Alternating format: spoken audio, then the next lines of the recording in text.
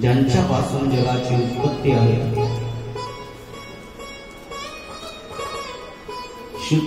या ठिकाणी प्रसंग तोच आहे।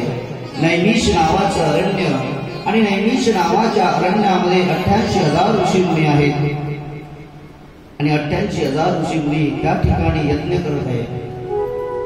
आणि सूतजी महाराजांचं आगमन आणि कथेला प्रारंभ। संतांनी ऋषींनी प्रश्न केला आणि त्या प्रश्नाचं समाधान करण्याकरता श्रीवत सूतजी महाराज भागवत कथा सांगतात। आपण पाहिलं की ऋषींनी प्रश्न केला, हे महाराज, या कलियुगातील लोकांचं आयुष्य कमी आहे। कलियुगातील लोक आळसी आहेत, मंदबुद्धी आहेत, दुराचारी आहेत, धर्म करत नाहीत। मग कमी आयुष्यामध्ये या माणसाचं कल्याण कसं होईल? हा निर्वाण पदाला केव्हा कसा प्राप्त होईल की याची नेहमी करता अधोगती होईल, हे आम्हाला सांगा। आणि प्रभू भगवंत निजधामाला गेल्यानंतर धर्म कोणाच्या शरण गेला असे अनेक प्रश्न आहेत। आणि कशा करता? जगाच्या कल्याणाकरता। आणि जगाच्या कल्याणाकरता जे प्रश्न करतात ते म्हणजे कोण? संत। जगाच्या कल्याणाचं माणसांना काही देणं घेणं नाही। जगाचं कल्याण फक्त कोण करेल? संत करेल, माणूस करणार। बरोबर आहे? आपलं स्वतःच तर आपण आत्मकल्याण करत नाही, तर जगाचं केव्हा करू?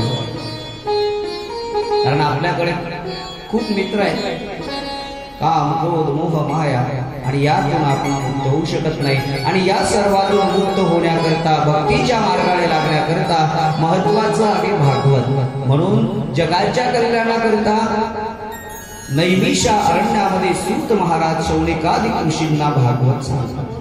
तेच भागवत गंगा नदीच्या किनाऱ्यावर असणारे परीक्षित महाराज वटवृक्षाखाली आजीवन म्हणजे मरेपर्यंत, आता जेव्हा मृत्यू येईल, 7 दिवसाने मृत्यू येणार आहे, पण ज्या वेळेला मृत्यू येईल तोपर्यंत कृष्ण भक्ती करायची असा निश्चय त्यांनी केला।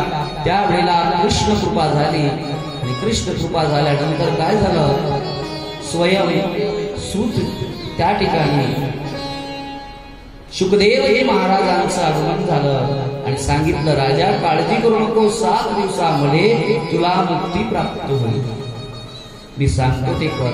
आणि सूतजी महाराजांनी राजा परीक्षितांच्या उद्धारार्थ श्रीमद भागवत कथा त्या ठिकाणी सांगितली। आणि तीच श्रीमद भागवत कथा आपण सर्व भक्तगण या ठिकाणी आपण श्रवण करत आहोत। आणि पर्व पहा किती सुंदर आहे।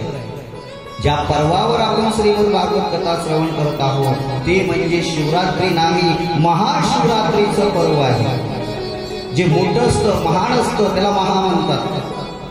आणि हेच महाशिवरात्रीचं पर्व, भगवान भोलेनाथाचं पर्व।